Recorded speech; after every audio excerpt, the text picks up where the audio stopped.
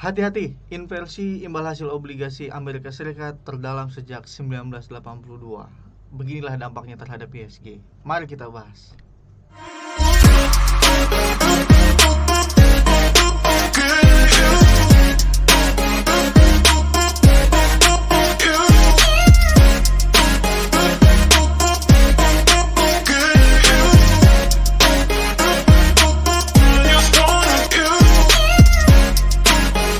Kita akan membahas dulu apa itu inversi imbal hasil, atau yang mungkin biasa dikenal ada inverted yield curve yang terbentuk di dalam obligasi.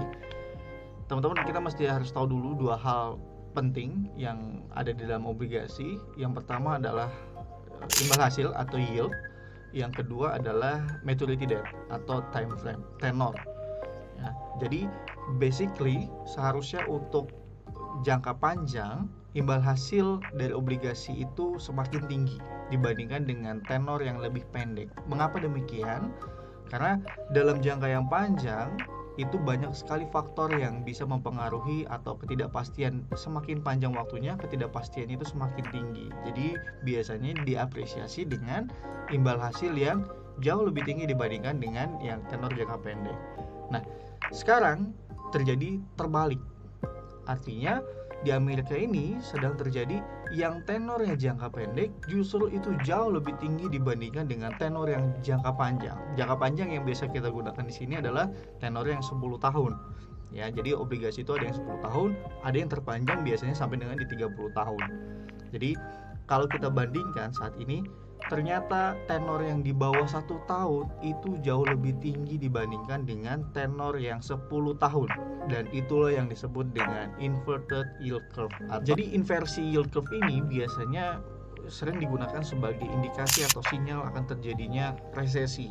Ya, mengapa demikian? Yang pertama adalah ekspektasi bahwa suku bunga dan inflasi ini akan segera terjadi penurunan yang disebabkan adanya perlambatan ekonomi ataupun adanya faktor terjadinya resesi. Lalu yang berikutnya adalah kekhawatiran dari para investor sehingga mereka lebih mengamankan atau mencari perlindungan ya dengan melepas tenor yang lebih pendek sehingga mereka memburu tenor yang lebih panjang karena dikhawatirkan di dalam jangka pendek ada sesuatu yang hal akan terjadi. Ya, mengapa penting kita melihat pasar obligasi di dunia investasi saat ini? Ya, berdasarkan data dari SIFMA di tahun 2021, kapitalisasi pasar fixed income atau obligasi ini jauh lebih besar dibandingkan dengan pasar ekuitas atau pasar saham, di mana nilainya mencapai 123,5 triliun US dollar, sedangkan untuk pasar saham itu hanya mencapai 105,8 triliun. Dan mengapa di video kali ini saya menggunakan acuannya adalah US market, karena US market adalah yang memiliki nilai terbesar dan juga sekaligus yang paling efisien dan paling liquid transaksi secara global. Oke, kali ini kita akan membahas apa dampaknya terhadap ISG atau seperti apa pergerakan ISG jika memang terjadi inverted yield curve di Amerika Serikat. Ya, jadi sekali lagi mengapa saya menggunakan datanya di Amerika Serikat? Yang pertama adalah ketersediaan data, yang kedua adalah memang pasar Amerika ini yang paling liquid, yang paling besar. Jadi kita coba lihat bagaimana ritmenya jika memang terjadi inverted yield curve. Karena kalau kita lihat dari chart ini sudah beberapa kali memang terjadi kurva terbalik. Jadi artinya kalau kita lihat di sini yang di atas ini adalah pergerakan ISG kita, indeks harga saham gabungan atau composite, lalu yang di bawahnya adalah imbal hasil kurva terbalik atau inverted yield curve, yang dimana tenor yang saya gunakan adalah yang 10 tahun minus 3 bulan. Nah, jadi kalau teman-teman bisa lihat di sini ada garis hitam, jika dia bergerak di bawah garis hitam ini artinya dia minus. Jadi artinya tenor yang 3 bulan ini memberikan imbal hasil yang jauh lebih besar dibandingkan dengan tenor yang 10 tahun. Jadi ini yang disebut dengan inverted yield curve. Ya, jika nilainya dia di bawah 0. Oke, nah kita bisa lihat sama-sama di sini sudah beberapa kali memang terjadi, dan yang mesti kita highlight adalah di sini ya, ini merupakan inverter terdalam atau selisih terdalam. Kalau kita lihat ini dari data yang tersedia dari sejak 1982. Jadi artinya saat ini memang sangat-sangat dalam sekali, dan ini di luar yang sebelum-sebelumnya. Jadi apakah dampaknya juga akan luar biasa? Kita akan lihat.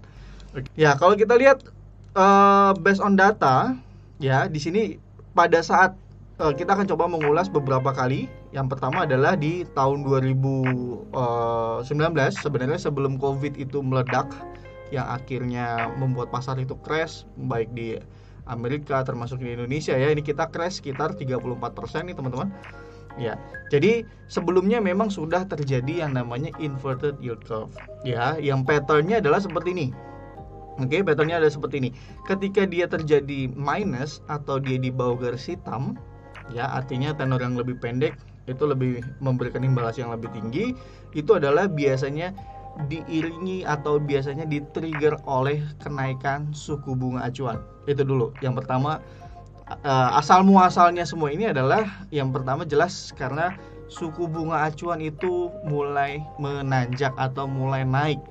Sini ya, kita bisa lihat sama-sama Fed Fund Rate itu naik sekitar dari 2018 ya sampai dengan di peaknya di 2019. Sama di Indonesia juga BI Rate juga dinaikkan dari 2017, 18 dan akhirnya sama peaknya kurang lebih sama di Juni 2019 dan sebelumnya sebelum akhirnya dibuat atau diturunkan suku bunga acuannya. Itu trigger yang pertama. Lalu trigger yang kedua adalah patternnya setiap habis mulai terjadi penurunan suku bunga, kurva ini mulai kembali lagi normal, mulai kembali lagi positif.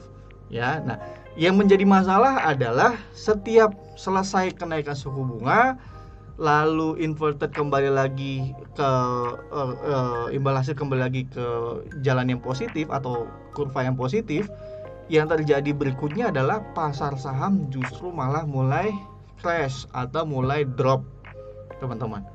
Ya. Kita mundur lagi ke sebelumnya. Nah, ini dia. Ya, ini sebelum krisis 2008, sebenarnya itu sudah terjadi atau sudah ada sinyalnya, teman-teman.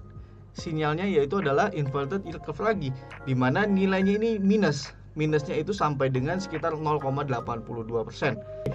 Nah, patternnya sama teman-teman, semua asal muasalnya dikarenakan suku bunga dinaikkan. Nah, sama ya, Indonesia ini sayangnya datanya tidak lengkap, yang jelas ini pasti diawali dengan kenaikan suku bunga juga sama, gitu ya patternnya.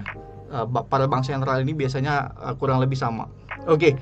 Pattern yang kedua, ingat tadi apa? Ketika terjadi kurva terbalik dan dia sudah mulai terjadi pemangkasan suku bunga di sini ya, sudah mulai pemangkasan suku bunga di 2007 ya, sebelum meledak di 2008. Ini sudah mulai kembali lagi ke positif. Ya, jadi patternnya sama. Setelah suku bunga naik, mulai diturunkan, kurva imbal hasil sudah mulai positif lagi. Apa yang terjadi terhadap pasar saham? Ya, pasar saham drop, dan waktu itu kalau teman-teman ingat di 2008 sebenarnya financial crisis di Amerika ya terjadi dan akhirnya menyebabkan beberapa bank besar ini ambruk dan pasar saham juga koreksi. Waktu itu kita kalau di Indonesia sendiri koreksinya sampai dengan di 61%, teman-teman. Sekarang kita balik ke realitanya. Realitanya kita sekarang adalah kita lihat dulu patternnya ya. Patternnya saat ini adalah pertama suku bunga naik. Betul ya. Jadi sama nih, kita lihat beberapa kali tadi ya. Suku bunga naik. Baik di Amerika The Fed atau Fed Fund Rate atau dan juga di Indonesia BI Rate ya, 7 days reverse repo rate. Ini kita naik. Oke. Balik lagi tadi pembahasan yang kita sebelumnya. Kalau sudah mulai akan terjadi penurunan atau pemangkasan suku bunga. Oke. Pemangkasan suku bunga, apa yang akan terjadi? Ya, di sini kurva akan mulai kembali lagi positif atau di atas 0 lagi. Dan lalu apa yang terjadi dengan bursa saham? Ya, teman-teman bisa simpulkan sendiri. Ya, itu adalah pembahasan terkait dengan dampak dari adanya inverted yield curve yang terjadi di Amerika Serikat terhadap ISG yang kita lihat patternnya. Dan sekali lagi saya mau disclaimer dulu. Semua ini hanya pengutaraan saya based on data. Jadi kalau teman-teman punya pendapat lain, ya selama itu based on data, silakan kita akan bahas di kolom komentar.